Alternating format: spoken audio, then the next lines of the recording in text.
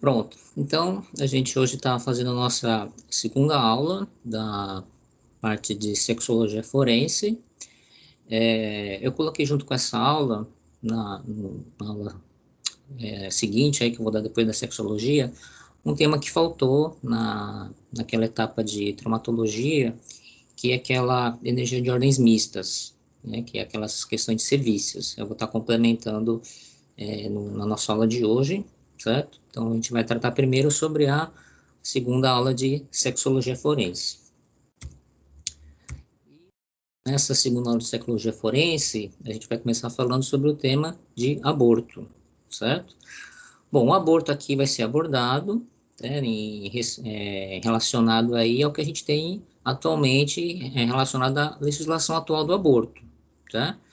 O aborto no Brasil é um tema bastante controverso no país, não só aqui no país, mas em outros países também, né? Bastante polêmico. Mas a gente não vai abordar aqui aspectos de prós e contras, né, do aborto. Cada país tem a sua legislação, né, tem o seu entendimento.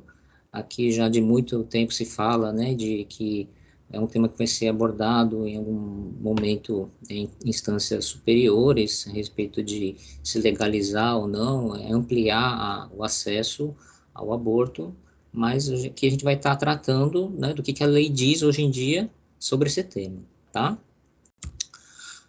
Quando a gente fala de aborto para medicina legal, tá? Ele fala, segundo a definição desse médico legista, né, o professor Egino, ele fala trata de ser uma interrupção dolosa da gravidez, a qual se segue a morte do concepto, independentemente da duração da gestação, né? Então, interromper a gravidez com dolo, então tem que ter a vontade real de ter a interrupção da gravidez, né? Necessariamente deve haver a morte aí do concepto, tá? E para medicina legal, independe o tempo de duração da gestação, tá? Então, é um tema que é um pouquinho diferente em relação à questão da parte obstétrica, né? Então, a palavra aborto tem essa origem, né? Privação, que é ab, e nascimento, que é ortus, né? Então, no nosso Código Penal, vocês vão ver a lei que ele não estabelece tempo de idade gestacional, tá? Independente do tempo, né? A interrupção, né? Ter a vontade de interromper a gravidez é considerado aborto, tá? Então, tem um conceito um pouco diferenciado da prática obstétrica, né? Que para obstetrícia, antes de 22 semanas com peso inferior a 500 gramas, é considerado aborto ovular, embrionário ou fetal. E após 22 semanas, antes de 37 semanas, se tratando de um embrião, do feto aí viável, né, considerado um parto prematuro.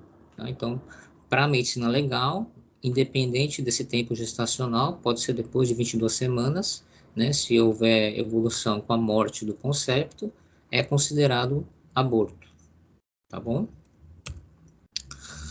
Falando um pouco da questão de dados, né, de estatísticas, aí, há uma estimativa, né, nesse estudo aí de 2020, dos dados oficiais aqui que são levantados nas plataformas de dados do SUS, tá?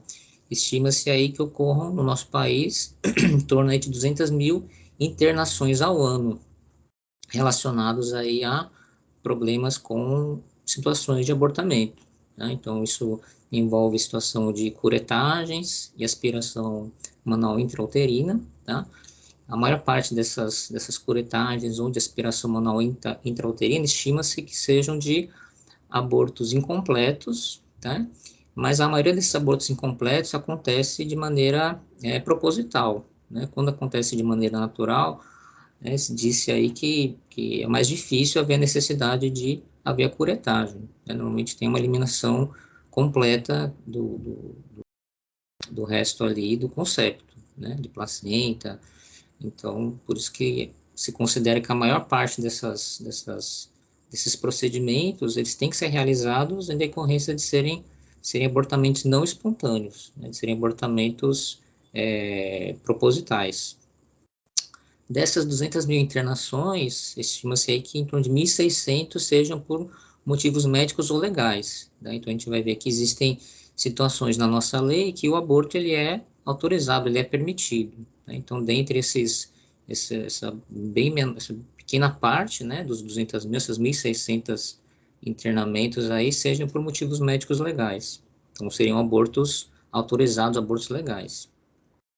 Dessas 1.600, a maior parte, né, grande parte aí são decorrentes aí de gravidez que surgiram após uma situação de estupro, né, é uma situação de um aborto que é autorizado no país.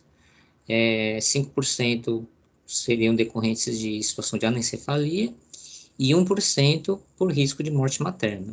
Tá?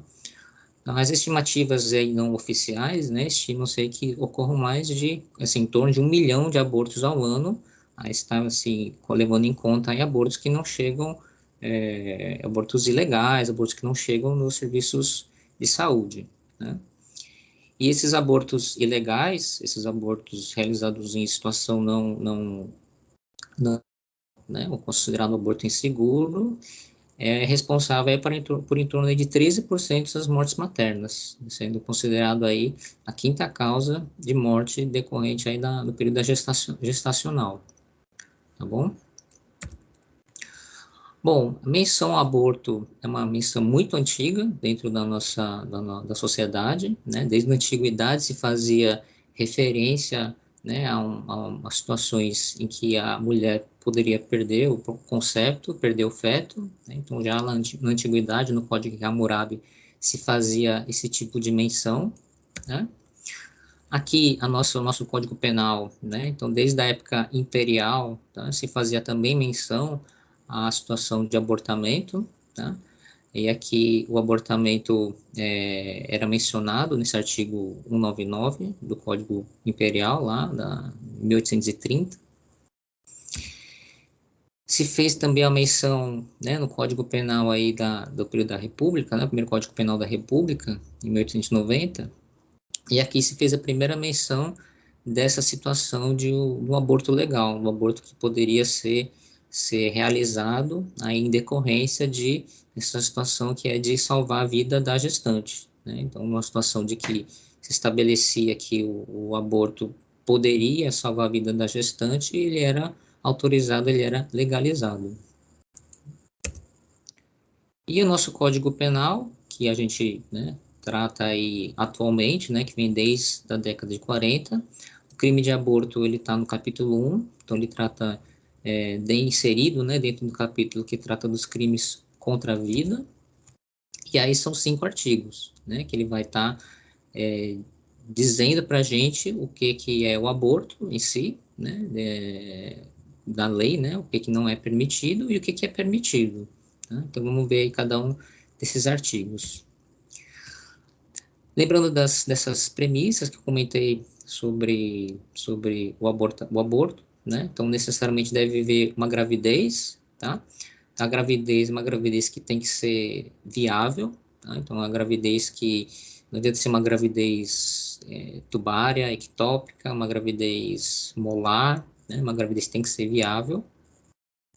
Tem que necessariamente haver o dolo, então tem que ter a vontade real do indivíduo, do agressor, a provocar a interrupção da gravidez, da gestação, né? Uso de meios, métodos, instrumentos necessários para provocar o aborto, e necessariamente deve haver evolução com a morte do concepto. No primeiro artigo, o artigo 124, ele diz que é crime, né, provocar aborto em si mesma ou consentir que outro lhe provoque. Então, nesse primeiro artigo, ele está punindo quem? Está punindo a gestante, necessariamente. Então, a mulher, né, que provoca o aborto em si mesmo ou consente, autoriza, né, que outro provoque o aborto nela, tá? Isso dá uma detenção de 1 a 3 anos. Tá? Então, está se punindo aqui a gestante, a mulher. É o chamado autoaborto ou aborto consentido, né? O artigo 124. Já o artigo 125, né? Ele diz que é crime provocar o aborto sem consentimento da gestante, né? Uma pena de detenção de 3 a 10 anos. Aqui, no caso, está se punindo quem? Um indivíduo, um outro agente externo, né? Uma outra pessoa que está provocando o aborto, aí sem consentimento da gestante, né, sem o consentimento dela, já é punindo o aborto não consentido, né. Também se pune, mesmo que haja um consentimento da mulher, mas aí mediante uma fraude, né, mediante uma situação de ludibriamento, né, dela, né, também mesmo que ela consinta, mas diante de uma violência, uma grave ameaça, aí também é considerado, né, crime. E é considerado também aquelas pessoas, aqueles indivíduos que não têm capacidade de discernimento, né, capacidade de tomar decisão a respeito do aborto. Então, a população vulnerável, né, naquela situação do estupro de vulnerável. Então, os menores de 14 anos, quem é alienado ou débil mental, então não tem capacidade de consentir, né, então, mesmo que consinta, a lei diz que não importa, tá? Então, é um aborto sem consentimento da gestante. Já o artigo 126, né, então ele diz que é crime provocar o aborto com consentimento da gestante, né? Então, o indivíduo, né, o agente externo, né, o outro que provoca o aborto, né, realiza o procedimento, mesmo que tenha consentimento dela, ele vai ser punido. Né, ele vai ser punido. O anterior era sem consentimento dela. Nesse, mesmo com consentimento dela, né, por ser crime o aborto, ele também vai ter uma pena de detenção de 1 a 4 anos. Então, punição aí do outro agente, do outro indivíduo. Já o artigo 127, né, ele é um artigo que vai qualificar o aborto, né, então vai ter um aumento da pena do aborto, né, diante aí de que caso a mulher sofra o aborto, ela sofre uma lesão corporal, né, então lembra daquelas situações de lesão corporal, ela sofre uma lesão corporal de natureza grave, né, então vai ter um aumento da pena do agente, ou se decorrente do procedimento do aborto, ela vier com óbito, vier a morrer. Então aí tem um agravamento da pena, né? Um aborto qualificado, tá bom? Já o artigo 128, ele vai estar tratando de situações em que o aborto ele deixa de ser crime, né? O aborto ele praticado em algumas situações em que ele é permitido, né? Então ele vai dizer que não se pune o aborto quando praticado pelo médico. Então, no primeiro item, né, o item 1, ele diz que se não há outro meio de salvar a vida da gestante, é o chamado aborto terapêutico ou aborto necessário. Então, em situações de patologias na gravidez, né, em que, devido à gestação, a mulher está sob um risco, né, de evoluir com óbito, né, um risco de ter uma evolução ruim, e o aborto é a forma de salvar a vida dessa pessoa, dessa mulher, né, então ele é permitido. Né, então, o médico que praticar, que fizer o aborto, ele não vai ser punido. Né, então, são itens aí que vocês vão ver que são situações em que a lei permite a realização do aborto. Tá? Então, o primeiro diz que nessa situação, né, diante de um risco de morte aí para a gestante. Então, as premissas para esse aborto terapêutico, a mãe apresenta perigo vital, né, esse perigo ele está na dependência direta da gravidez, tá? E se determina, né, se consegue chegar à conclusão de que interromper a gravidez vai cessar perigo de vida para essa gestante, para essa mãe. Né? Então, e essa interrupção da gravidez é considerada a única maneira de salvar a vida da gestante. Tá? Idealmente, você deve, né, discutir e ter uma concordância aí de outros colegas. Né? Se você for o obstetra que está conduzindo essa situação, né, idealmente é você não tomar essa conduta sozinho, né? O ideal é você ter o compartilhamento, né? Ter a discussão com outros colegas, tá? E lembrar, né? Caso vocês estejam conduzindo a situação, de documentar muito bem, né? Esse diagnóstico que você deu, né? Na evolução no prontuário médico, né? Então, preferencialmente ouvir a opinião de outros colegas obstetras, tá? Idealmente, você ter, então, o consentimento, a concordância também da gestante em quem você vai realizar o aborto, do seu companheiro também, então isso deve ser registrado, né, no seu prontuário médico, ter o consentimento, a concordância, tá? Mas, né, em situação de risco iminente de vida, tá? Em situação de que Se você não fizer naquele momento, né, um perigo real, iminente de vida, né, mesmo que ela não concorde com o procedimento, você tem a premissa de que pode fazer, né, você pode realizar o procedimento.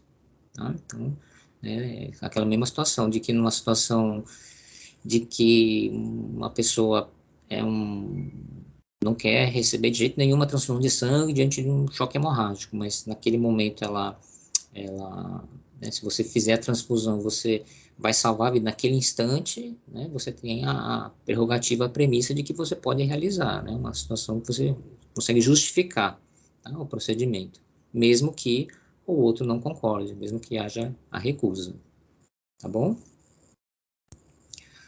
Já o segundo item, né, ele vai dizer aí que também é legal a realização do aborto diante de uma gravidez resultado de estupro, né? Desde que haja o consentimento da gestante, aí necessariamente tem que ter o consentimento dela, né? Ou se o indivíduo for incapaz, do seu representante legal. Então, naquela situação de menor de 14 anos, indivíduos alienados, que não tem déficit mental, né? Não tem capacidade de consentimento, aí você tem que ter autorização do seu representante legal, responsável legal, tá? Esse é o chamado aborto sentimental, humanitário ou ético, tá? Esse conceito surgiu na Primeira Guerra Mundial, né? Um conceito que surgiu diante de vítimas, né? De soldados que sofriam estupro, violência com uma gravidez, e se viu que os distúrbios psicológicos, distúrbios mentais, né? Os transtornos que uma gravidez, né, de resultado de uma ação violenta do homem, do agressor, ele provocava um prejuízo gigantesco para a mulher, né, levar adiante essa gravidez, essa gestação.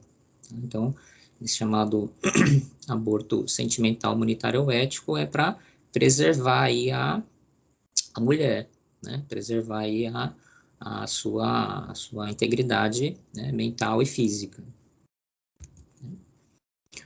Bom, idealmente, para a realização desse aborto sentimental, deve-se ter na apresentação, né, do laudo médico legal, relatório médico legal, ou do boletim de ocorrência, tá, idealmente, mas ele não é obrigatório, tá? Isso é uma recomendação que está no Ministério da Saúde, naquele manual de tratamento e prevenção de agravos resultado de violência sexual, tá? Então, você, caso esteja conduzindo essa situação, né, a mulher ela não tem a obrigação de ter feito o registro da queixa na delegacia, não tem a obrigação de ter feito, né, a abertura do inquérito policial, tá? Ela tem a capacidade, ela tem o poder de dizer se a parte, digamos, policial, a parte legal, deveria ter sido levado adiante ou não, né? Mas sempre, né, se recomenda, o ideal é que ela tenha feito, né, que ela tenha feito esse registro de ocorrência, que tenha feito todos os procedimentos policiais legais também, tá? Mas não é obrigatório. Então, documentos aí considerados importantes para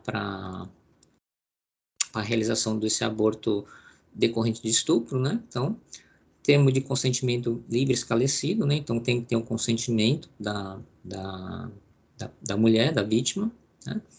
Um termo de responsabilidade, aí diz ela assinando e afirmando que o que ela está dizendo tem veracidade do fato, né? Que o que ela está dizendo é a verdade, é a realidade, né? Esse termo de relato circunstanciado é uma descrição, né, do fato ocorrido, né, da violência que ela sofreu, né? Então ela descrever com alguns detalhes aí, quando aconteceu, né, que situação, quem foi, se é possível afirmar, tá? Tem o parecer técnico, então, do obstetra, né, que vai avaliar a situação, o termo de relato, conversar com a gestante, né? Ela tem a assinatura desse termo de aprovação de interrupção da gravidez, desse procedimento. E lembrar, então, que a lei brasileira não exige, então, essa obrigatoriedade de ter boletim de ocorrência, ou ter uma autorização judicial, né, ou ter um exame de corpo de delito realizado. Isso não é obrigatório, tá? Então, os outros termos, sim, né, na situação de que vai ser realizado esse abortamento, né, na situação de violência de estupro, tá bom? O médico obstetra vai avaliar e determinar a idade gestacional, né, através da data da última menstruação e do ultrassom gestacional, e nisso ele vai determinar se o que ela está dizendo, né, vai ajudar a dizer se o que ela está dizendo é verdade ou não, né, se é a compatibilidade da idade gestacional com o fato, né, ocorrido, determinar aí as condições pré-existentes e possíveis complicações que podem acontecer, né, no procedimento do aborto, né, investigar se há infecção concomitante e considerar o uso de antibiótico profilaxia, né, isso para evitar situações de infecção, de sepse, né, então isso sempre tem que ser avaliado pelo obstetra.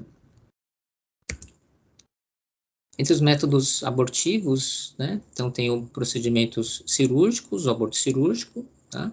Então até 12 semanas esse procedimento de aspiração a vácuo do conteúdo uterino, tá? Se acima de 7 semanas, muitas vezes tem que ter a dilatação prévia do colo uterino, tá? Lembrar que esse risco cirúrgico desses procedimentos aumenta com o tempo e idade gestacional, tá? E acima de 20 semanas é a chamada esterotomia, mas é um procedimento que hoje em dia ele quase não é realizado, é quase uma cesariana, né? Só que com vistas à realização do aborto. De métodos clínicos, né, a gente tem a mifepristona, né, que bloqueia a ovulação, impede a anidação, então é um método que tem considerada 100% de eficácia nas primeiras 72 horas. Temos o metexate, né, que é um pouco utilizado, atua como um agente citotóxico, então vai inibir o crescimento do trofoblasto, tá? E temos o misoprostol, né, o Citotec, análogo de prostaglandina, que vai estimular a contração uterina. O Citotec e o misoprostol, ele é aí, né, a droga mais utilizada, né, como método abortivo, né? A dose é de 400 a 800 microgramas por via intravaginal, né, de 6 em 6 ou até de 12 em 12 horas, dependendo da evolução da gestante. O efeito costuma surgir em torno de 24 a 72 horas, uma eficácia considerada em torno de 90%, certo? Preferencialmente por via vaginal, né, mas pode ser oral, só que a oral ela tem mais efeitos gastrointestinais, né? Reações adversas temos aí dor, né, abdominal, sangramento, sendo raro a ocorrência de febre, rotura uterina. E as contraindicações descritas, né, disfunção hepática, coagulopatias, histórico de antecedentes a prostaglandinas. Então, isso que do uso aí do misoprostol. E temos aí, né, uma outra situação que é considerada aí autorizada, legalizada, né? Na verdade, isso veio um conceito aí desde a Segunda Guerra Mundial, esse chamado aborto eugênico, aborto seletivo, né? Então, é um aborto no sentido de selecionar, né, a evolução, né, do feto. E é considerada também legalizada, né, realizada em alguns países, dessa determinação pelo sexo fetal. E aqui, no nosso país, né, desde 2012, em situação que se determina que há inviabilidade fetal, né, uma anencefalia, é autorizada a realização do procedimento abortivo também, né, por se considerar que na evolução dessa gestação, né, após o parto, há uma qualidade de vida extremamente prejudicada, né? Então, diante aí dessa decisão, né, do STF desde 2012, é considerada legalizada, né, a realização de aborto em situação de anencefalia.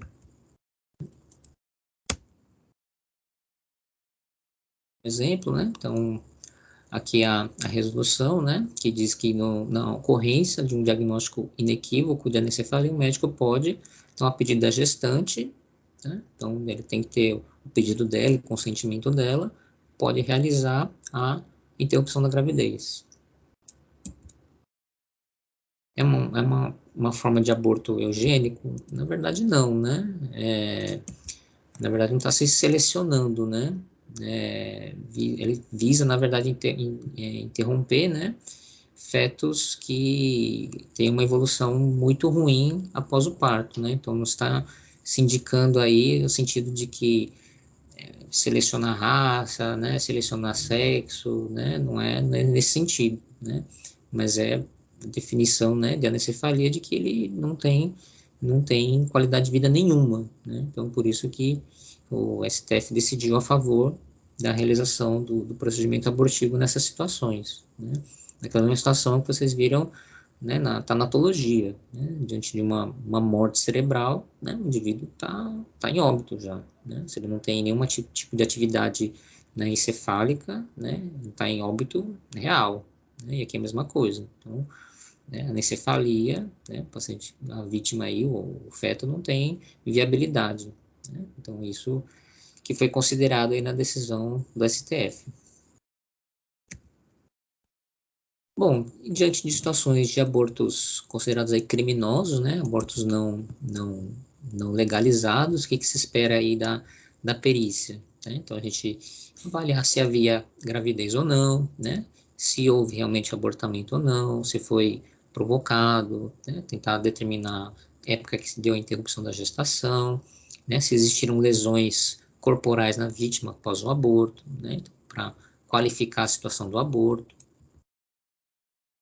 Existem alguns quesitos, né, que o exame de abortamento é realizado em, né, em mulheres que sobreviveram, né, em mulheres que evoluíram aí com óbito, né, e isso ele vai determinar, então, se há, né, sinais de aborto ou não, né, que tipo de instrumento foi utilizado, né, se houve complicações do aborto, né, se a vítima tinha condição de consentir ou não, né, e na suspeita de um aborto que a mulher evolui com óbito, né? Então, se o óbito foi decorrente do aborto, né? Que tipo de instrumento foi utilizado, certo?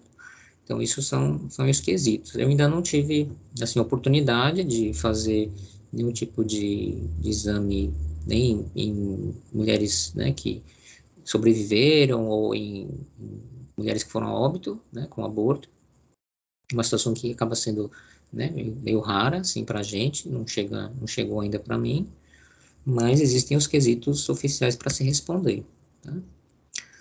Então, no exame pericial, na vítima, né, então determinar se havia gravidez ou não e tipo de lesões, né, na situação deve-se tentar diferenciar, né, se o aborto foi espontâneo ou traumático, então considerar que existem, né, patologias na gravidez que levam ao aborto espontâneo, né, tentar avaliar essas lesões, né, traumáticas que levaram ao abortamento, né, que tipo de instrumento foi utilizado, e, se possível, tentar chegar a exames aí de restos fetais.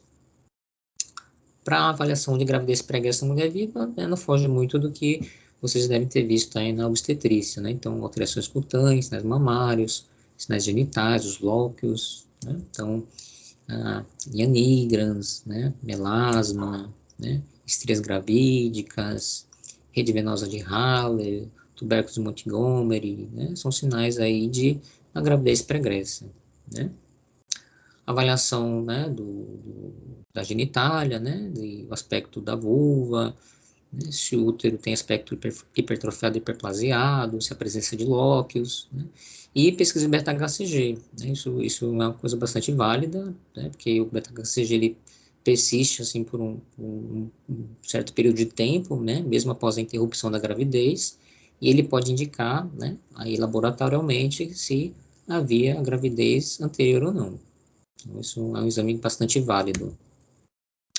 Já na mulher morta, né, na mulher que evoluiu com óbito, aí a gente tem acesso, né, ao exame interno da vítima. Então, a avaliação, né, do aspecto coluterino, do próprio corpo uterino, né, avaliar a cavidade uterina. Então, a própria cavidade ela pode mostrar, né, sinais de que havia uma gravidez anterior, né, então, avaliação de sinais de vilosidade, extensão placentária, avaliação de exames patológicos, né, também pode auxiliar. Né. Aqui não é um caso de abortamento, é só para mostrar o útero, né, da mulher que não tem sinal nenhum de que havia gravidez anterior.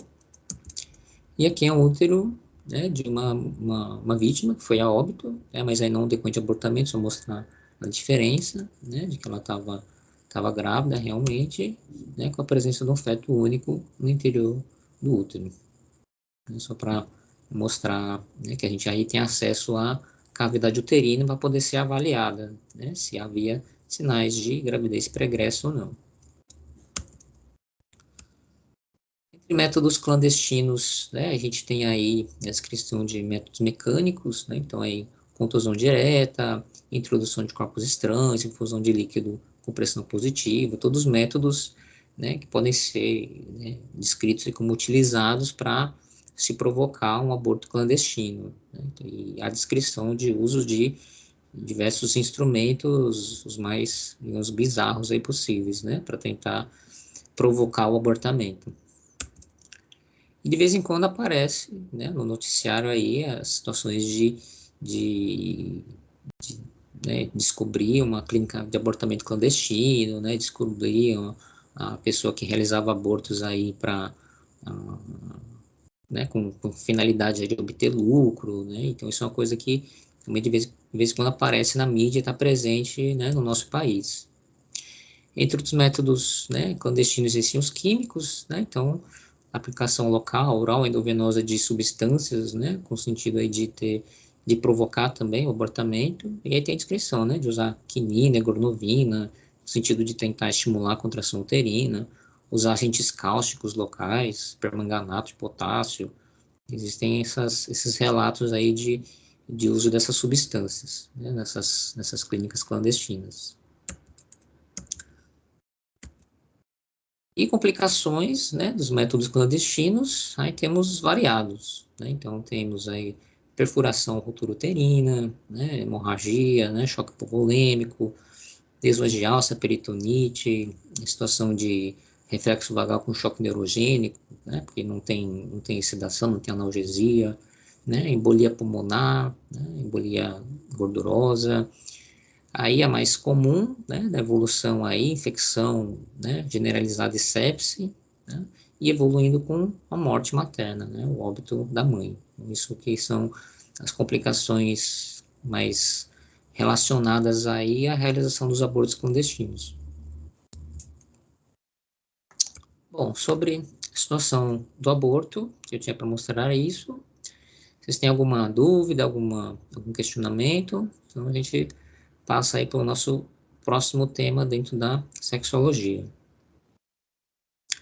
Pode interromper, tá? Qualquer dúvida, se estiver sendo rápido. Bom, de vez em quando na mídia a gente vê essa situação, né, considerada aí muito triste, né? Então, há relatos aí de que caso de uma mãe que congela bebê, isso em outros países, mas aqui a gente também teve a descrição, né, de relatos aí de um bebê encontrado morto após o parto, né, que foi guardado aí dentro do guarda-roupa, né, isso aconteceu numa cidade lá em São Paulo. Ela tinha escondido a gravidez, né, da família, né, e aí resolveu o parto sozinha em casa, e depois que o bebê nasceu, ela simplesmente colocou ele dentro do guarda-roupa. Né, essas situações meio bizarras, meio bastante tristes, né, a gente vê às vezes relatos aí na mídia, né? E a gente está falando de uma situação, né, que aqui a gente chama de infanticídio, tá? É descrito no Código Penal, nesse artigo 123. Né? Então, não é questão de violência contra a criança que a gente está tratando aqui. A gente está tratando desse crime chamado infanticídio. Né? E esse artigo diz que é infanticídio, né, matar sob a influência do estado puerperal o próprio filho durante o parto ou logo após o parto. A pena de detenção é de 2 a 6 anos. Né? Então, esse crime de infanticídio, né, apenas quem pode cometer ele é a mãe. Né? Somente a mãe ela é passível, tá, de ser punida pelo crime de infanticídio. Né? É sempre um crime doloso, tá? Pode ser cometido por ação ou por omissão, então ela pode realmente atuar ativamente para que né, o bebê que acabou de nascer evolua com óbito, ou ela ser omissa, né, ela se omitir dos cuidados dele. Então, nem aquele caso, né, de que a mãe, logo depois que nasceu o bebê, resolveu colocar ele no guarda-roupa, né, ela se omitiu dos cuidados dele, né, então pode ser tanto por ação como por omissão. E, em geral, essa situação relacionada a uma gravidez ilegítima, uma gravidez que não se queria. Está tratando dessa situação. Então, a gente não está falando de homicídio infantil, mas de infanticídio, tá? Então, para infanticídio, a mãe ela tem que estar nesse chamado estado puerperal, então, um estado relacionado ao puerpério, né? Um momento aí relacionado ao puerpério, tá? Sempre em recém-nascidos, né? Então, sempre os bebês que acabaram de nascer ou logo depois que acabaram de nascer, tá? Então, é diferente do homicídio infantil, né? No homicídio infantil, qualquer sujeito pode ser o agente, né? Estou falando aqui do infanticídio que é sua mãe. Então, homicídio infantil, qualquer sujeito pode ser o agente, em qualquer faixa etária, então se inclui recém-nascidos, mas em qualquer faixa etária, e em qualquer momento da vida da criança. Tá? Então, é diferenciar homicídio infantil de infanticídio. É uma forma de homicídio privilegiado. Por que privilegiado? Porque tem uma certa atenuação da pena. Então, temos aí, diferente do homicídio infantil, do homicídio, né, habitual, né, tem uma pena um pouco menor, né, porque se considera que a mãe está vivenciando esse chamado estado puerperal, né, que é um momento aí quem sofre influência psicológica ou fisiopsíquica, né? Fisiopsíquica, né? Segundo a descrição. Então, psicológica, porque devido a uma gravidez ilegítima, uma gravidez não desejada, ela tem um sentimento aí de medo, de pressão psicossocial, um momento que ela repudia a criança, um bebê que veio de um resultado de uma desonra, né? Ele não deseja aquilo, né? Ou, né, tem também influência, né, de uma série de hormônios, aí perturba, né, a questão, né, de humor dela, né, se considera que há uma perturbação do humor decorrente do esforço do parto, então toda essa mistura aí né, pressão psicológica junto com o esforço aí do momento do parto, né, faz com que ela tome esse tipo de atitude contra o bebê que acabou de nascer. Né? Então, e por isso que o Estado, né, ele acabou que ele definiu uma pena um pouco menor para esse crime de infanticídio. Esse durante o parto, né, porque é durante o parto logo após, não tem um conceito médico legal, diz que seria a partir do momento da ruptura das membranas, tá? E até após e vai até o momento da expulsão do feto da placenta, tá? Esse é o durante o parto. Tá? E logo após o parto não tem um limite definido, né? Mas se considera que tem poucos momentos aí depois ao parto, né? Então, indo desde a expulsão do feto até o momento que deveria ser tomado os primeiros cuidados com ele, tá bom? O que você espera da perícia? A perícia, né, tentar avaliar, definir diferenciar, né, o que é natimorto, feto nascente, infante nascido, recém-nascido, que a gente vai ver o que é, né, avaliar se haviam sinais de vida extrauterina, então se ele realmente apresentou sinais, né, de que era considerado viável, né, e sobreviveu, determinar, né, então a causa jurídica, né, então se foi realmente homicídio, ou se foi uma situação, né, patológica, né, determinar mecanismo de morte, instrumentos, né, determinar na mulher se havia sinais, né, de parto pregresso e o estado psíquico da mulher, que aí vai ser mais o papel da psiquiatria forense, né, avaliar essa situação desse chamado estado puerperal. Então, o natimorto, né, a gente tenta definir quando chega para a gente, que é produto de um nascimento de um feto morto, é um feto que não tinha viabilidade. Tá? Então, ele morreu antes do parto, né? Morreu aí intraútero, né? Então, ele não tinha condição de sobreviver. Tá? Esse é o natimorto. A partir de 22 semanas, com peso mínimo de 500 gramas, né? É isso que a gente tenta determinar através de alguns testes de viabilidade que a gente faz. Aqui é um exemplo que eu peguei lá quando trabalhava na Piraca, de um natimorto, né? Ele foi abandonado numa caixa e não tinha sinais de viabilidade. Né? Então, ele é considerado aí um feto inviável, tá? Natimorto. O chamado feto nascente, aí esse sim, ele teria condição de ser viável, é um feto viável, e esse ele morreu, né, durante o momento do parto, pouco antes da expulsão. Então ele não apresentava sinais de que havia respirado, certo? Mas ele apresenta sinais de lesões traumáticas nas áreas iniciais de exposição, né? Então, principalmente na região da cabeça, couro cabeludo. Então, é um feto que teria viabilidade, mas devido à ação da mãe, né, naquele momento de estado puerperal, realmente ela provocou o óbito do feto, tá? Esse é o feto nascente. E temos o infante nascido, né? O infante nascido é aquele que chegou a nascer, né, e respirou, então apresenta para a gente sinais de que respirou de forma autônoma, né, mas ele não recebeu nenhum tipo de cuidado, né, então ele foi omitido. Então, ele apresenta sinais de que não recebeu nenhum daqueles cuidados após o parto. Então, apresenta ainda estado sanguinolento, induto sebáceo, apresenta túmulo do parto, o cordão umbilical é íntegro, então não foi seccionado, apresenta mecônio, então todos os sinais de que ele não recebeu nenhum tipo de cuidado nenhum, né? E ele era um bebê que era viável, um feto que era viável, né? Então, apresentou os sinais de que realmente nasceu, respirou. Tá? Esse é o infante nascido.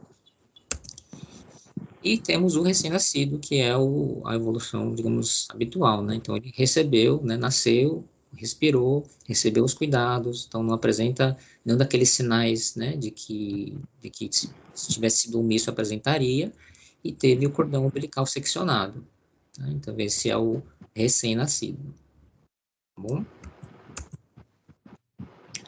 Então, dentre as causas de morte perinatal, né, a gente tem que considerar que existem causas aí naturais, então causas patológicas, né, como prematuridade, anomalias congênitas, anóxia intrauterina, angústia, síndrome de angústia respiratória recém-nascido. Existem causas acidentais, né, que podem ocorrer também, então traumatismos acidentais, asfixia por sufocação direta, circular de cordão, tá?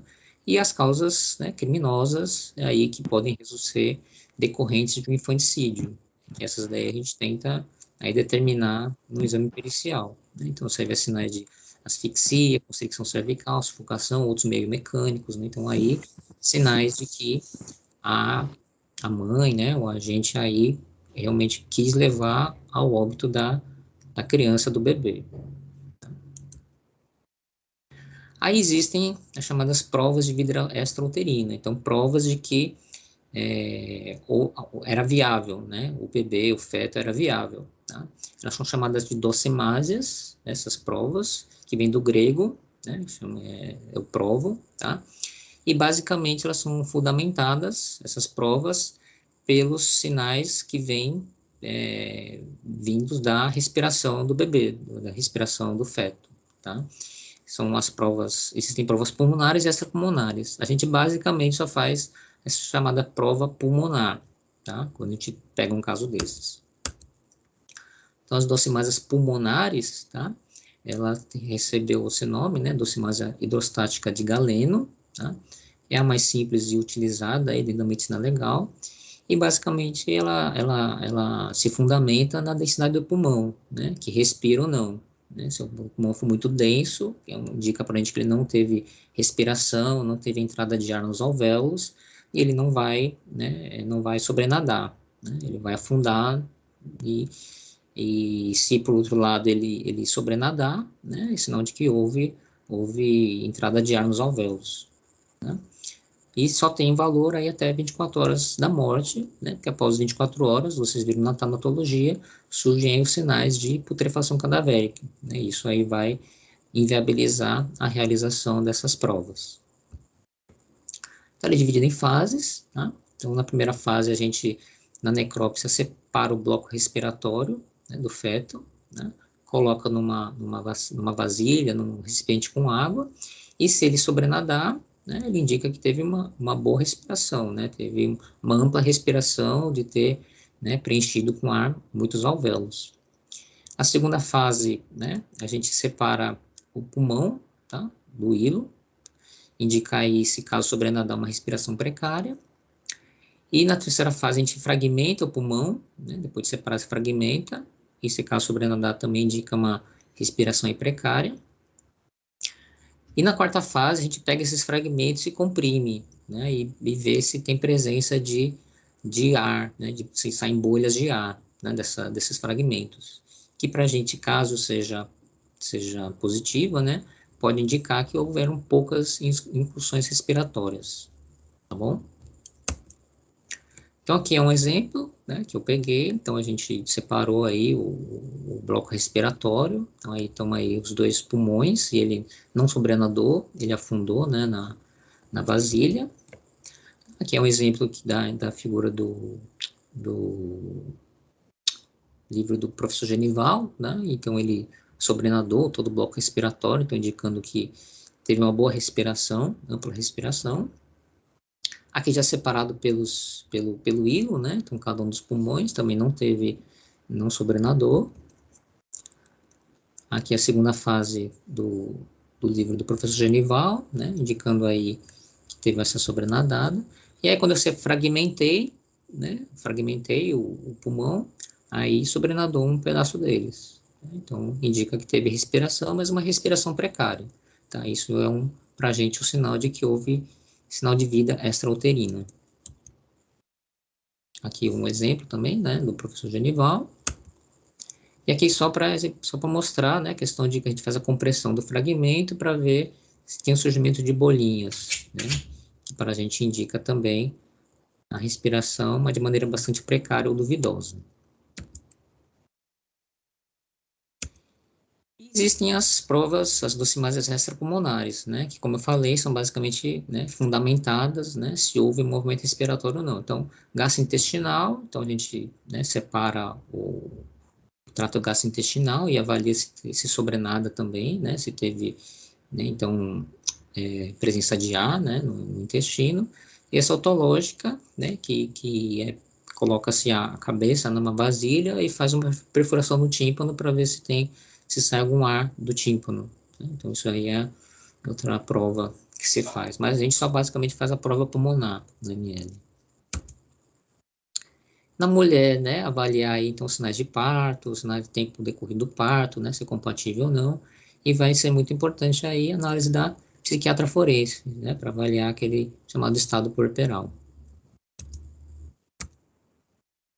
No cadáver, então, como eu falei, né, avaliar sinais de feto nascente ou de infante nascido, que para a gente isso aí vai indicar realmente o crime de infanticídio, né, e aí tentar diferenciar as causas naturais e acidentais de formas de violência intencional, né, principalmente, né, em segmentos aí da cabeça, cervical, né, que vão estar indicando para a gente a infanticídio. Bom, sobre infanticídio, então, era isso que eu tinha para mostrar para vocês. Qualquer dúvida aí podem ir me interrompendo, tá?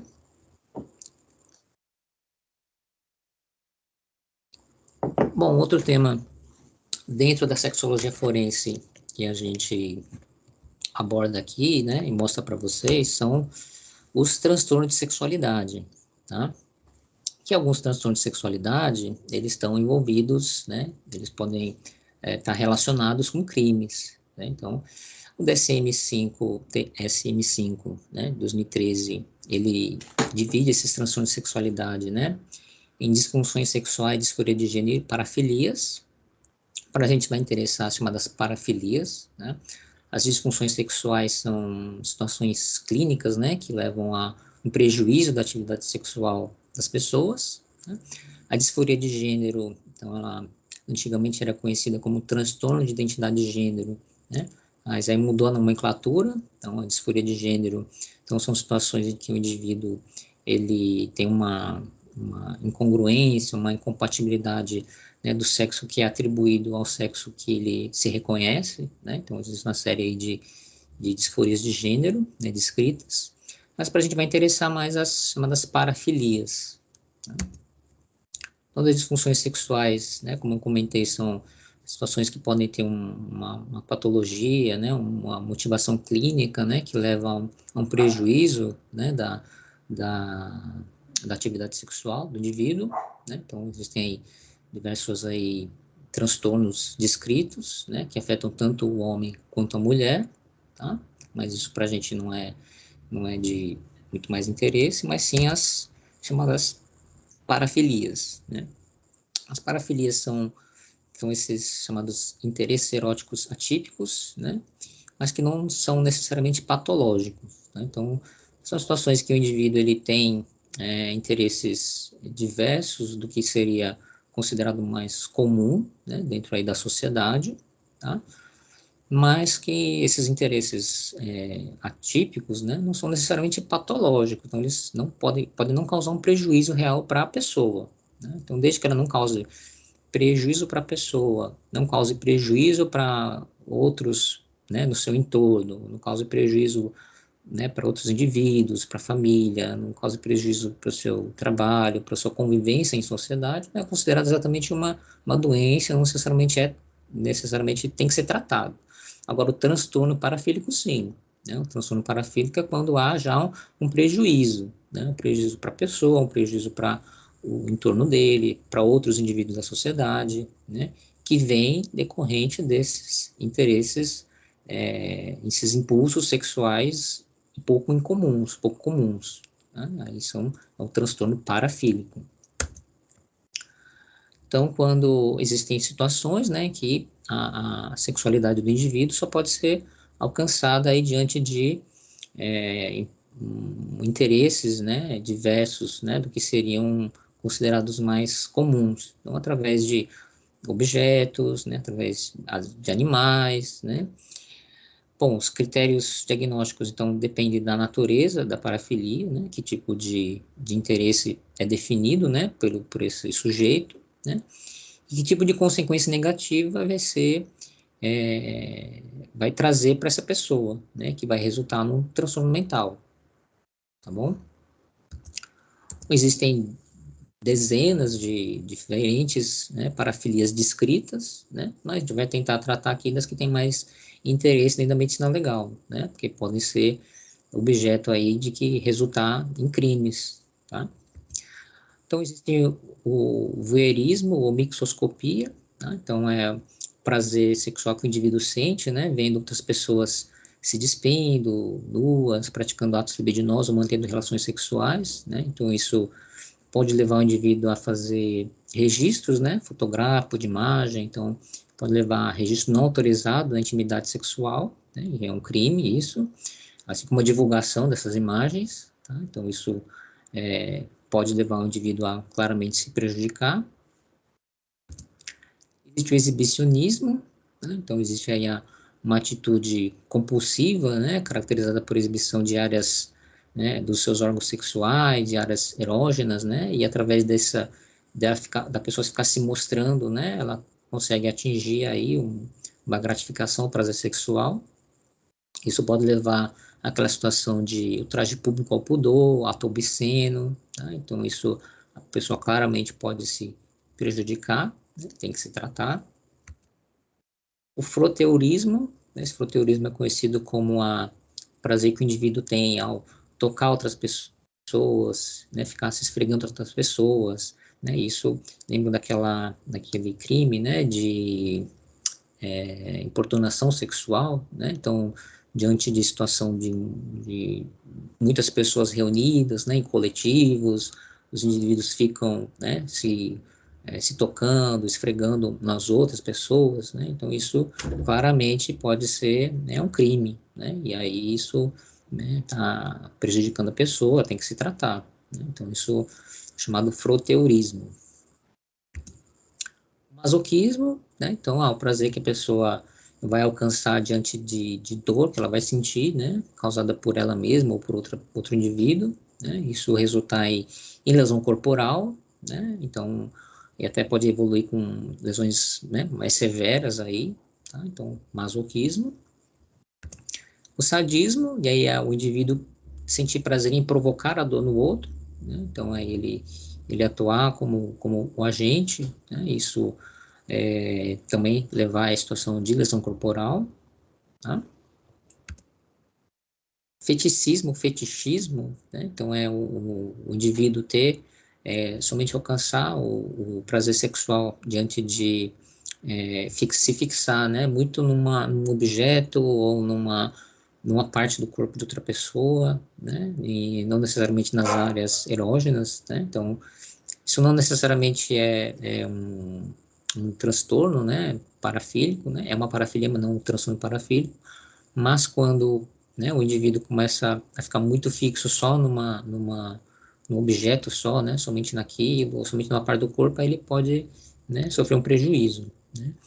E pode estar relacionado a furtos, né, porque o indivíduo fixa muito num tipo de objeto, né, num tipo de instrumento, e aí ele vai, né, pode até ter o impulso, né, de adquirir, de pegar, né, isso pode levar a situações de furto. Travestismo, né, então um indivíduo que fica atraído por roupas, né, usar roupas do sexo oposto, né, é mais comum em homens que em mulheres, tá? Não necessariamente tem conotação sexual, homossexual, tá? Mas é mais a identificação com a maneira de vestir, né, o jeito de vestimenta, né, que se usa, tá? Então, travestismo. E a mais, né, grave, mais séria, acho que para a sociedade, né, que é a pedofilia, né? Então, essa atração libidinosa, né, de um adulto, né, por uma criança ou adolescente, né, de qualquer sexo, tá? Normalmente para crianças aí impúberes, né, crianças, né, de idades, né, menores mesmo, aí a pedofilia. Então, é uma situação que constitui, né, uma proporção bastante significativa dos crimes sexuais. Então, vocês lembram naquela primeira aula de sexologia forense, né, que a maior parte dos indivíduos, né, que sofrem violência sexual são os menores de idade, né, é a população mais vulnerável, tá? Habitualmente, então, envolve interesse por crianças impúberes, né, então, realmente crianças mesmo, predominantemente praticado por homens, né, a maioria, né, por pessoas conhecidas da criança, né, dentro da família, né, professores, né, áreas de educação, tá? E o indivíduo que sofre de pedofilia costuma ter um histórico, né, de disfunção familiar, de ter sofrido abuso sexual na infância, de haver algum tipo de conflito conjugal, né, então existem algumas causas básicas, assim, né, para a pessoa muitas vezes ter esse tipo de comportamento. Então, existem alguns critérios diagnósticos, né, que estão no DSM-5. Então, a pessoa apresenta fantasias, impulsos ou comportamentos, né, sexualmente excitantes, intensos, né, que envolvem, então, principalmente crianças pré-púberes, tá? Geralmente menores de 13 anos de idade. A pessoa age mediante esses impulsos, né, e ou pode se sentir, né, muito prejudicada, né, ela se sente muito transtornada por esses impulsos. Tá? A pessoa, ela tem que ter, né, mais acima de 16 anos, ou ser mais de 5 anos mais velha que a criança, né, que é alvo dessas fantasias, desses comportamentos. Tá? Então, são os critérios aí diagnósticos de pedofilia. Tratamento, né, com psicoterapia, ou tratamento medicamentoso, né, com substâncias antiandrógenas, né, inibidores seletivos de recaptação de serotonina. Então, essas são as maneiras aí de se tratar e de sempre lembrar, né, ficar atento a essas situações de pedofilia, né, a gente que é profissional de saúde, né, o profissional de educação tem que ficar atento também, né, e sempre tem que estar atento e denunciando. Então, de sexologia forense, era isso que eu tinha para estar tratando. Ficou alguma dúvida, alguma coisa para ser esclarecida? Senão a gente vai para o Não, nosso próximo. professor. Oi? Não, você estava agradecendo. Certo. Então, a gente vai tratar agora de um outro tema que está dentro aí do capítulo de traumatologia, né, que faltou, que são as situações de energias mistas, né? Então, tem um capítulo no professor Genival, do livro Genival, que fala de energias mistas. Essas energias mistas, a gente chama de sevícias na medicina legal, tá? Então, são situações que envolvem maus tratos, ofensas, atos de crueldade ou desumanidade, segundo a definição da Aurélio. Então, são situações que podem envolver diferentes meios de instrumentos, diferentes meios, né, envolver agentes mecânicos, agentes físico-químicos, agentes químicos, né, por isso que ele dá essa nomenclatura no genival, né, energias de ordem mista, tá? E a gente vai estar falando aqui basicamente de situação de violações de direitos humanos, né? Então vocês devem ter uma noção, né, de que a gente convive num estado democrático de direito, né, e assim como outros países, né, durante muitos anos, né, se tentou aí alcançar essa, essa definição, né, de direitos humanos, né, o que é de direito de todo ser humano, né, dentro da sociedade, né? Então, a gente vai ver situações aí que são claras violações de direitos humanos, né? Então, a gente convive aí, estamos num Estado democrático de direito e que se preza, né, basicamente pela dignidade humana, né, pela liberdade das pessoas, né, de ter justiça quando se tem uma lesão, né, diante de um mal que acontece, né, que se permita um desenvolvimento pleno do indivíduo, né, de se conviver em sociedade, né, de ter paz. Então, isso que se busca, né, diante do Estado Democrático de Direito, e a gente vai ver as situações de claras violações, né, que estão dentro da nossa sociedade, né, então em outras, como outras, mas também muito presentes aqui na nossa sociedade. Então, eu vou trazer aqui um casinho, né, que é um caso de anos atrás, mas é um caso muito ilustrativo, né, de todas as situações que acontecem, tá? Então, 1 ano e 4 meses, sexo masculino, deu entrada com esse histórico aí de que, a família relatou, né, que ao descer o primeiro degrau de uma escada, em casa, foi uma queda, evoluiu com dor e deformidade na coxa esquerda. E quando foi feito o exame físico, se observou hematomas múltiplos em face, orelhas, abdômen, queimadura de primeiro grau no hálux, sonolência, irritabilidade e essa deformidade com crepitação na coxa esquerda. Então, é um caso que veio com uma história, né, de uma queda, só que aí se foi ver o exame físico, né, muitas outras achados no exame físico. Né. E quando você fez um raio-x de todo o esqueleto, identificou fratura de base do crânio, fratura de afisário de fêmur esquerdo, fraturas de arcos costais com calos ósseos, né, indicando aí diferentes fases de consolidação, o histórico social de ser um filho adotivo, o pai trabalhava uma parte do tempo fora de casa e tinha um contato mais com a mãe, né.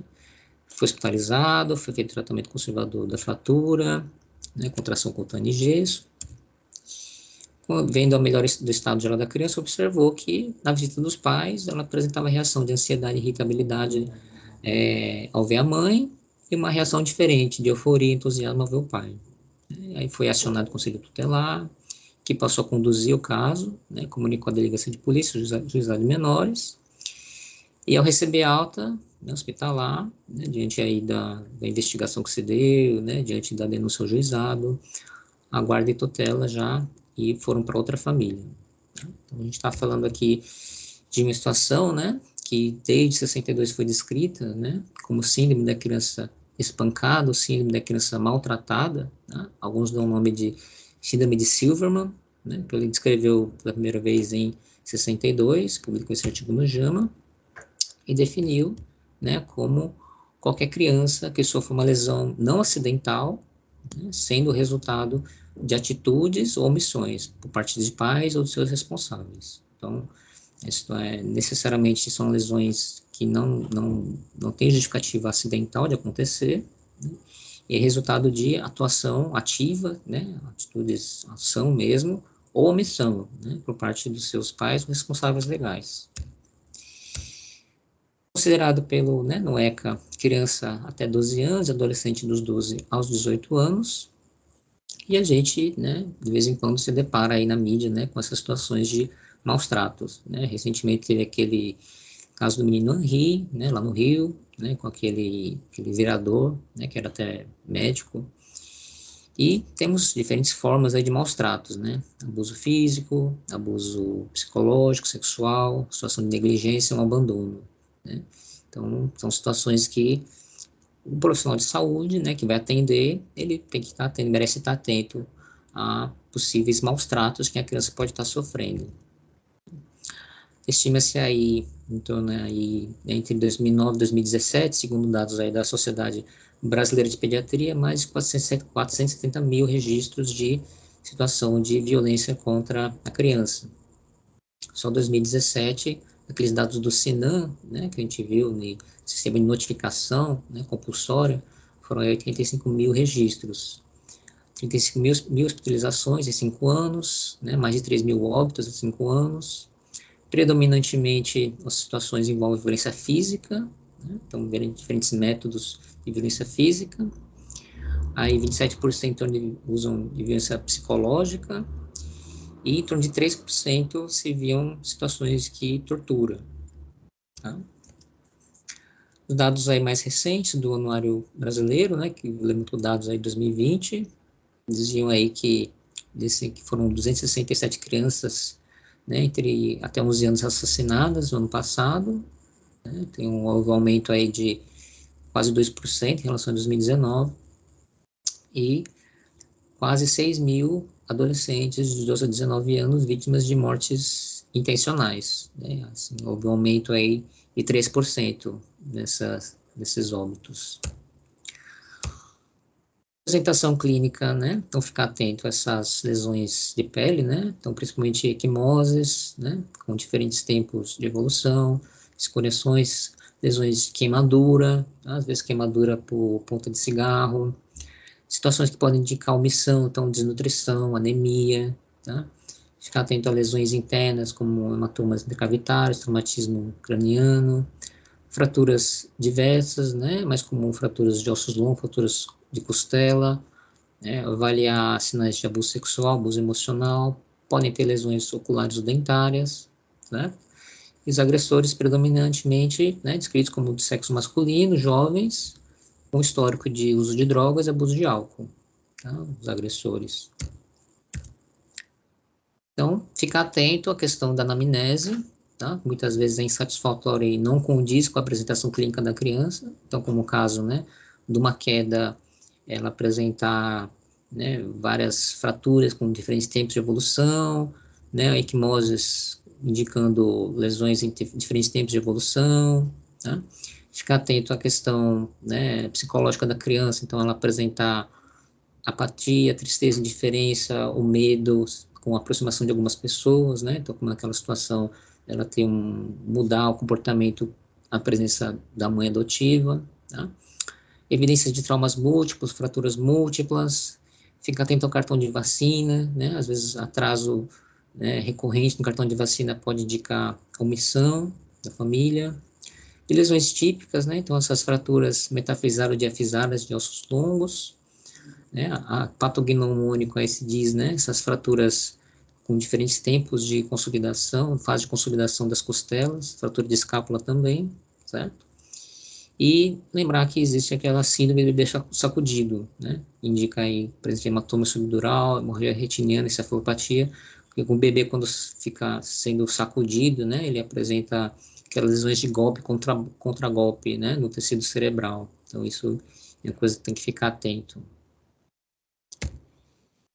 Aqui existem diagnósticos diferenciais a serem feitos, né, que podem levar a fragilidade óssea, né, ou lesões ósseas, então, osteogênese imperfeita, sífilis congênita, raquitismo, sequela de osteomielite, né, lembrar que pode ter artrite séptica, né, que pode justificar um processo inflamatório articular, e situações que podem levar a surgimento, de equimoses, né, com mais facilidade, então, leucemia, hemofilia.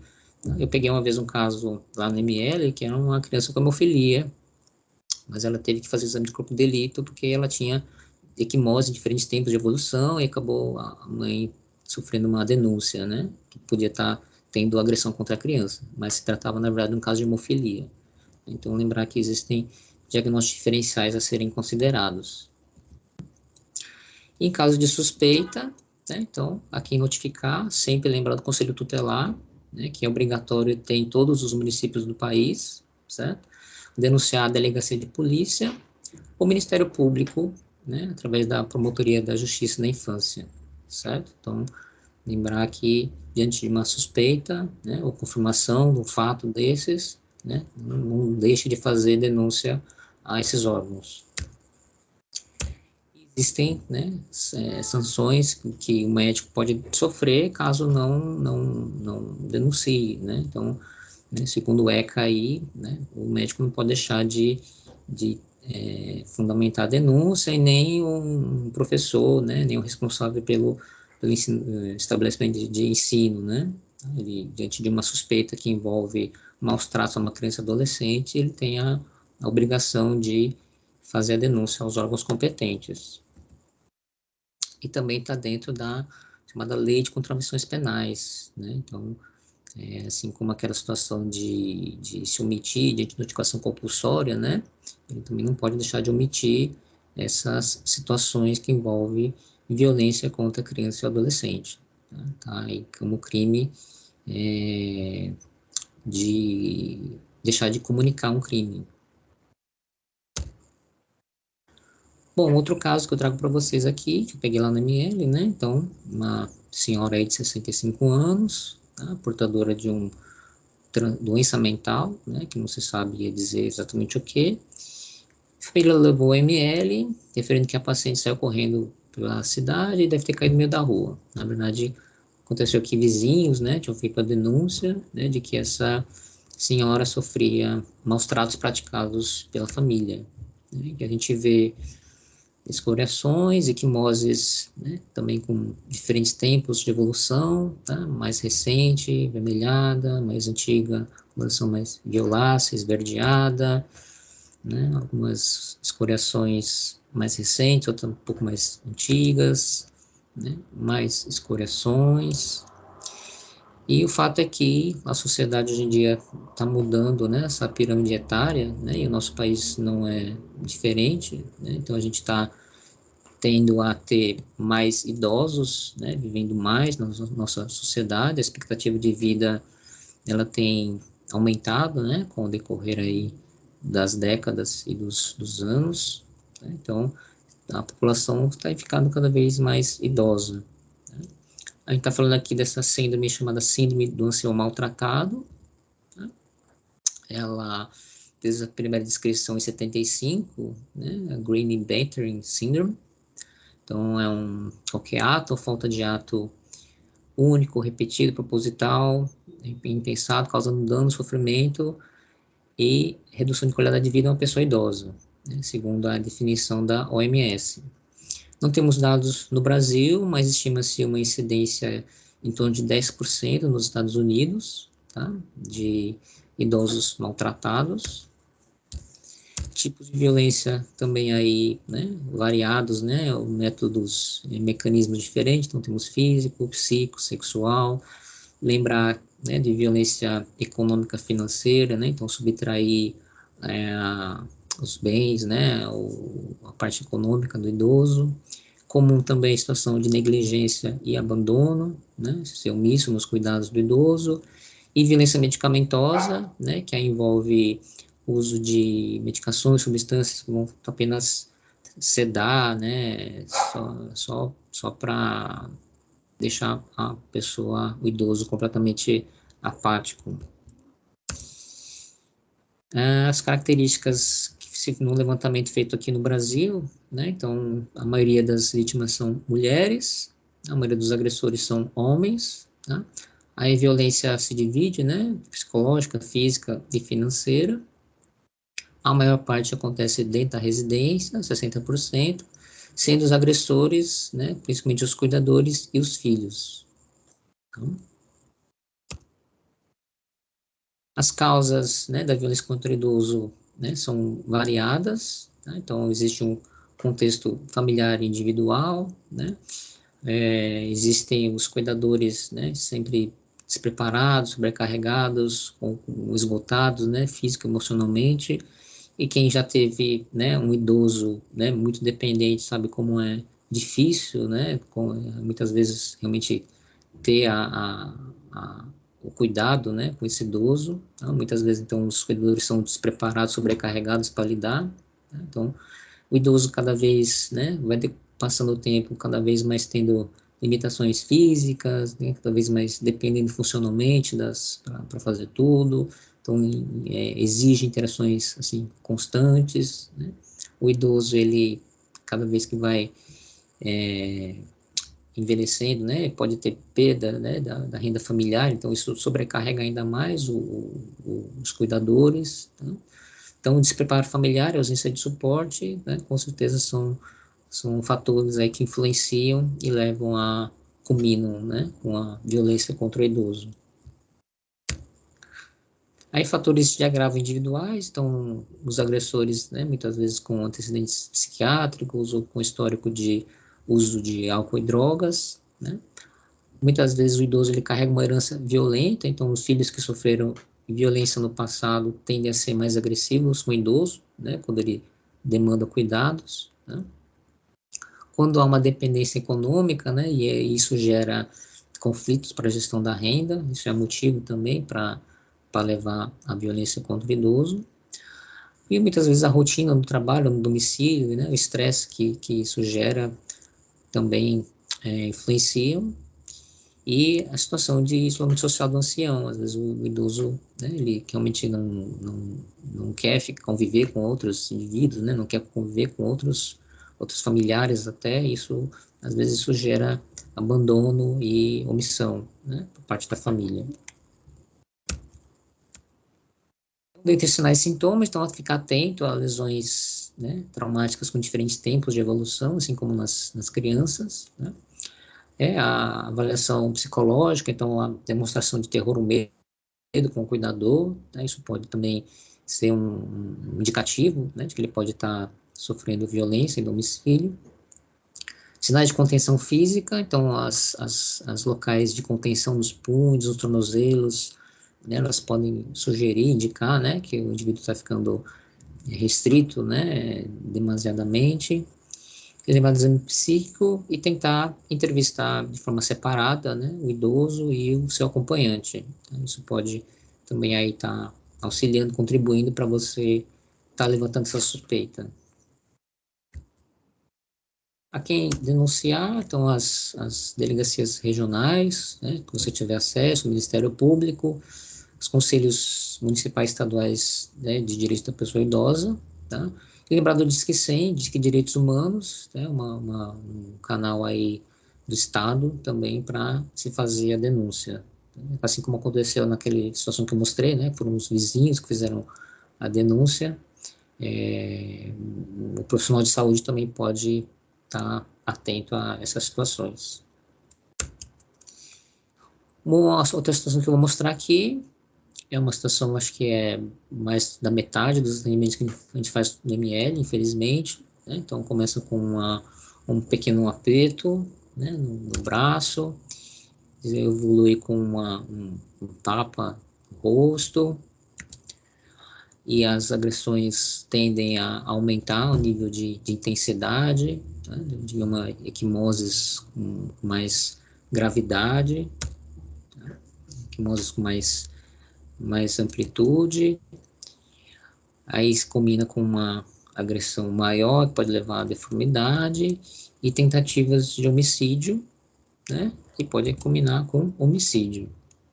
Então, a gente está falando aqui agora de situações de violência contra a mulher, violência doméstica, tá? Segundo a OMS, o Brasil é o 5º lugar no ranking que mais se mata mulheres no mundo, tá?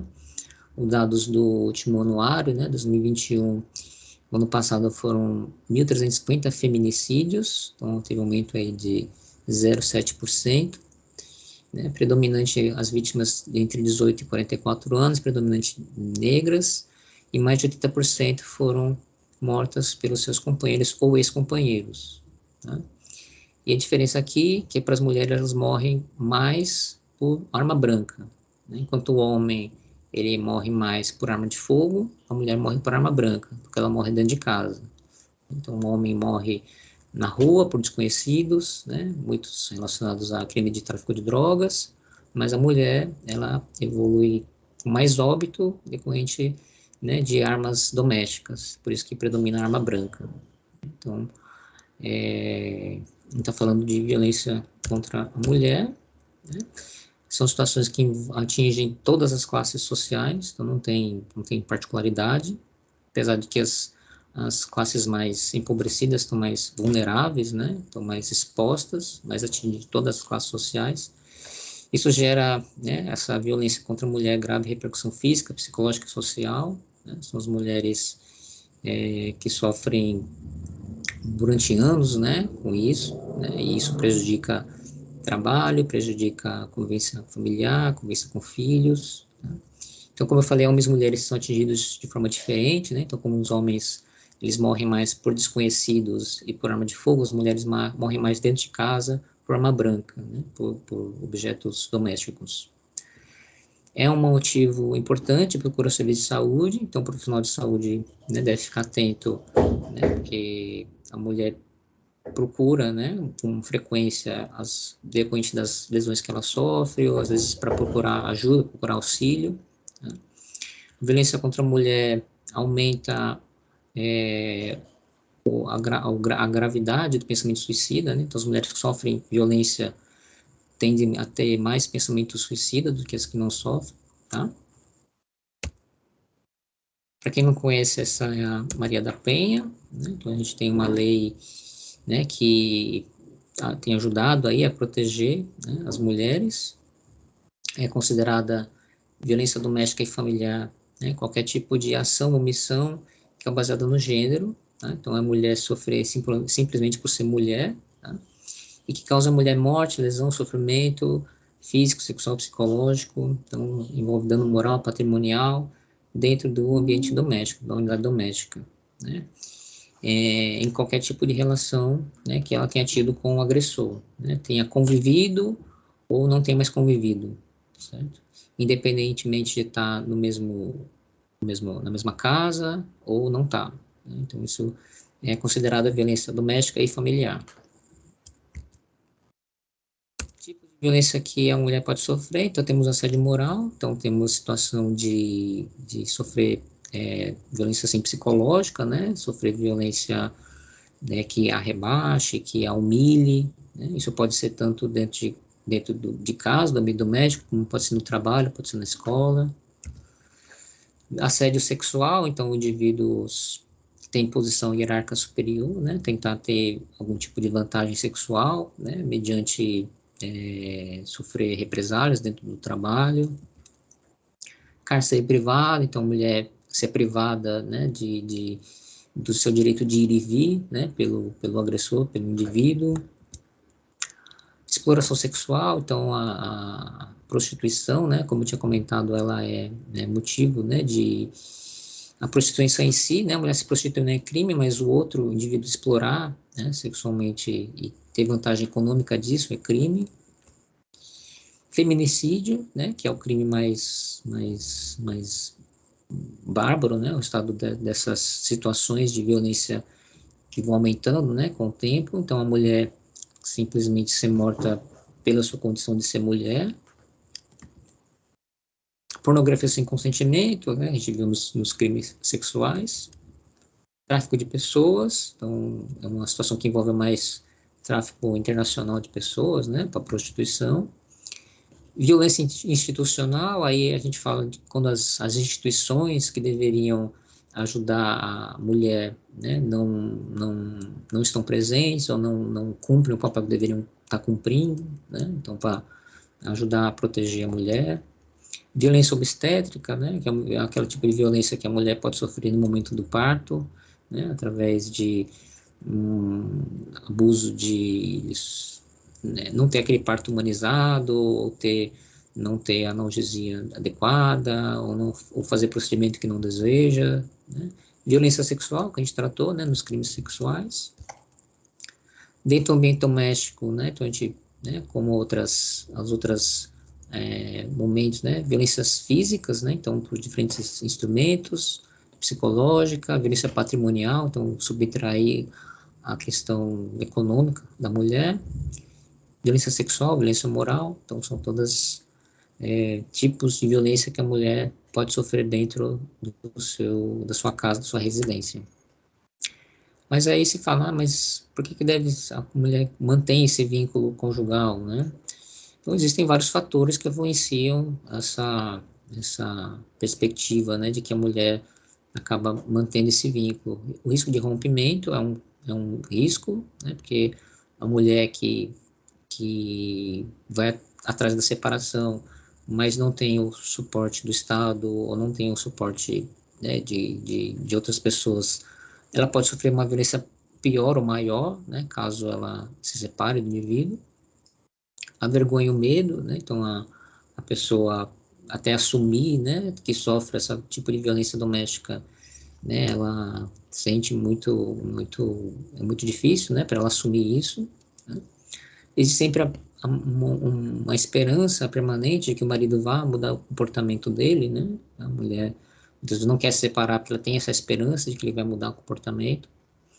O isolamento, né, os indivíduos, os agressores, eles acabam muitas vezes isolando a mulher do seu contexto familiar, né, que ela tinha, do contexto de amizades que ela tinha, então ela vai ficando cada vez mais isolada, né, independente dele, tá? A negação social, então a sociedade, muitas vezes o entorno da sociedade também, né, não ajuda, né, não olha para a mulher que sofre violência, então é uma forma de motivo, né, que ela acaba perpetuando esse vínculo. E a dependência econômica, né? Muitas vezes o agressor, ele faz com que a mulher fique dependente economicamente dele, né, e isso dificulta ela para se separar dele. E Maria da Penha mudou alguns instrumentos, né, tanto do Código Penal, tá, que é o que, então, a possibilidade de prisão em flagrante ou preventiva, que antes não existia, né, impossibilidade de penas alternativas, então os agressores antes eles podiam, né, simplesmente pagar algumas cestas básicas e sair, né, e isso não é mais permitido. Aumentou o tempo de detenção, né, para os agressores e para quem é autor de crime de feminicídio, né. Ela deu instrumentos que obrigam o agressor a sair do domicílio, né, diante uma decisão judicial, né, e proíbe a proximidade do agressor da mulher e dos filhos. Isso ela mudou assim, no sentido de integrar melhor os poderes, né, que vão tentar auxiliar aí a mulher. Ela mudou em termos assim de promover mais estudos e pesquisas sobre o tema, de divulgar melhor os canais de denúncia, né, nos meios de comunicação. Ela formalizou que as delegacias elas tentem ter, né, unidades especializadas de atendimento à mulher, então as delegacias especializadas, né, que só atendem mulheres, né, mudou de tentar capacitar melhor as forças de segurança para atendimento das mulheres, então a gente às vezes passa por cursos de atualização, né, para tentar fazer um atendimento melhor das mulheres, e essas mudanças do Código Penal que eu mostrei, né, no sentido de aumentar a pena de detenção, não permitir troca por pena alternativa, né, todas essas mudanças vieram com a Lei Maria da Penha. Então esse é um tipo de crime que demanda, né, uma né, não é multiprofissional, né, são multi-áreas aí que tem que ser integradas, né, então vai depender dos serviços de saúde, né, do atendimento à mulher, né, vai depender de segurança pública, né, então vai depender do serviço social, vai depender dos juizados, né, da justiça, então é uma questão que envolve aí multi-áreas aí, né, na sociedade para enfrentamento ao problema. Bom, eu falei que essa situação de violência contra a mulher é uma boa parte, né, desses atendimentos realizados lá no ML, e a outra parte é esse exame chamado cautelar de rotina. Então, todo detento, né, quando ele vai entrar no sistema prisional, ou ele vai mudar de unidade prisional, ele passa lá no ML, né, para realizar esse chamado exame cautelar de rotina, em que a gente tenta, né, detectar situações aí de violência que ele pode estar sofrendo, né? Então, que esse indivíduo foi preso, né, tive múltiplas equimoses recentes, né, nesse indivíduo, aqui em todo o pavilhão auricular, com escoriação, aqui um ferimento né, um aspecto mais cortante, né, no supercílio, um ferimento contuso aberto, que já estava suturado. Outra equimose aí com aspecto de víbice, né, que aí é mais aquela situação de um cacetete, um instrumento alongado, né? E aqui no dorso, múltiplas equimoses. Então, é um detento aí que com certeza sofreu diversas lesões, né? Lesões contusas. Outra aqui, mas tiver as inúmeras contusões que ele sofreu. São indivíduos, né, que estão de risco e tempos depois da prisão ele volta aí para o ML, aí já com, né, múltiplas lesões que indicam tortura, né, que indica aí morreu por asfixia, né, mas aí existem múltiplas lesões contusas no rosto, né, aqui equimose cervical, fratura maxilar, fratura mandibular, lesão contusa labial, perda de pavilhão auricular. Então, a gente está falando aqui desse crime de tortura. Tortura sempre existiu dentro da sociedade, né? Foi utilizada aí desde a antiguidade como um instrumento de dominação, controle social e terror. Então, há registros, né, na Grécia Antiga de que eram métodos de punição contra o inimigo, né? Esteve muito presente na Idade Média, né? Lembre-se aí do período da Inquisição, né? Do período das Trevas, então que tortura era um método, né, utilizado aí para punir, né, quem não estava fora aí da linha, né, dentro da igreja. Então, lembrar do período de colonização, de Inquisição, e nas grandes guerras, né, se lembrarem aí da Segunda Guerra Mundial, aí principalmente, né, a gente lembra aí do nazismo, né, e dos seus campos de concentração. Então, aqui no Brasil, a tortura foi uma prática introduzida, né, através da colonização, então contra a população indígena e contra os escravos, né, então era um método utilizado para dominação, né, política, econômica, social, cultural. Havia menção na primeira Constituição do Brasil, em 24, né, sobre se abolir a tortura, apesar que não se aboliu a escravidão, mas tentou se abolir a tortura.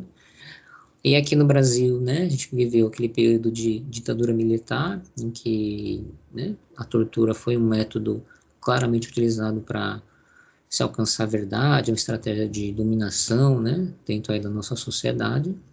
E aí veio a Constituição de 88, né, chamada Constituição Cidadã, e que, né, já se fazia menção contra a tortura no país.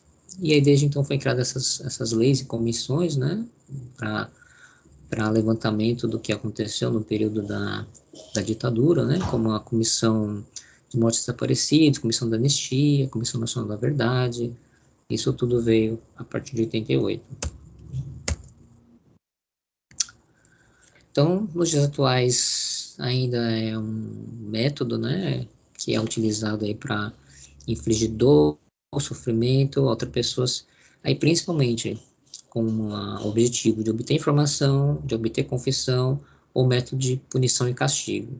Tá? Então, disse que é uma herança que veio da ditadura militar, né, praticada aí predominantemente aí por profissionais de segurança pública, como uma forma de oferecer um tipo de resposta à sociedade, né, para dar uma resposta a esses elevados índices de violência e insegurança dentro da população, né? Então, isso é uma coisa que a gente presencia e vê ainda hoje aqui no país.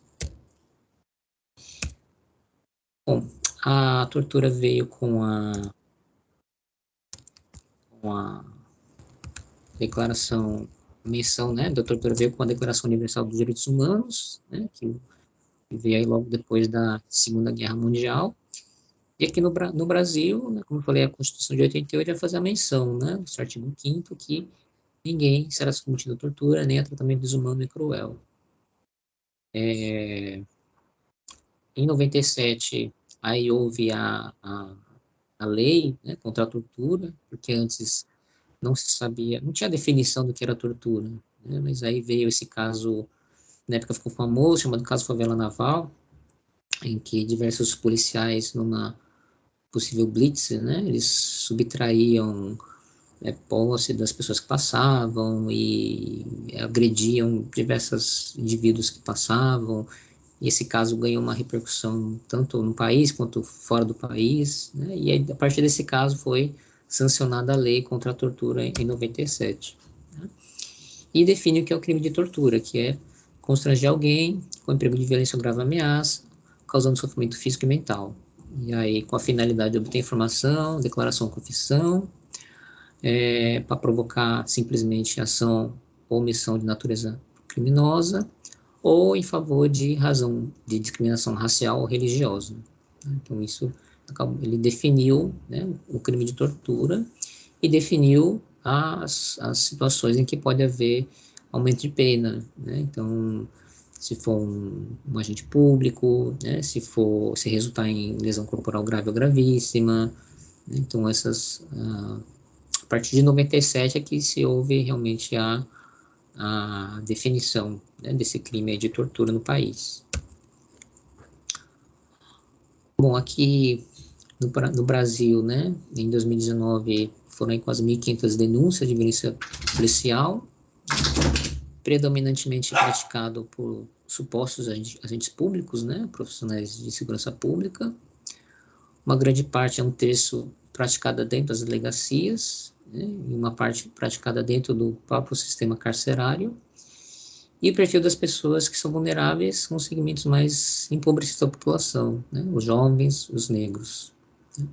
E é um método aí utilizado aí como a se dar resposta aí a crimes, né, dentro aí do contexto público da gente.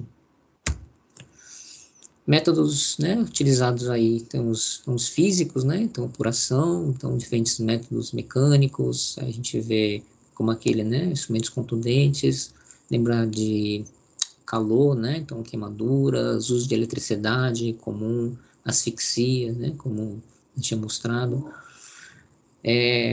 morais, né, então formas de intimidação, de ameaça, sexual, né, então ser realmente efetivo, né, nessa questão de violência sexual, ou só ser cúmplice, ou ser omisso, né, então negligência em cuidados básicos de higiene, alimentação, condições ambientais, né, são os métodos utilizados de tortura.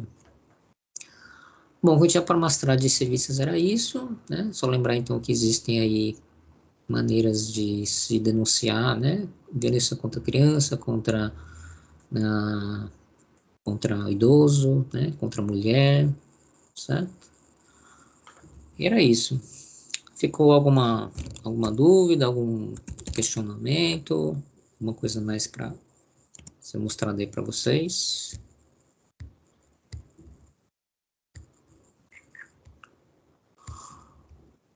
Bom, então, se não Não, tiver, beleza. Então, se não tiver, um bom dia para vocês. A gente se vê aí daqui a 2 semanas, né, na prova. Então, lembrar que a partir do dia 30, né, a gente vai soltar um formulário sobre declaração de óbito, né, que vai contar aí ponto para a prova, né, e vocês vão ter uma semana para preencher esse formulário, tá bom? Eu vou deixar alguns textos que eu acho interessantes sobre essa questão de serviços, principalmente, tá, porque não tem muita... Né, o texto do Genival é um pouco mais antigo, né, não está muito atualizado. Eu vou colocar uns textos mais atuais sobre esse tema de serviços, tá bom? Então, assinalem presença aqui no obrigado. chat. Oi? Tranquilo, professor, obrigado. Nada. Então, assinalem a presença aí no chat e a gente se vê aí daqui a 2 semanas na prova. Um bom dia aí a todos.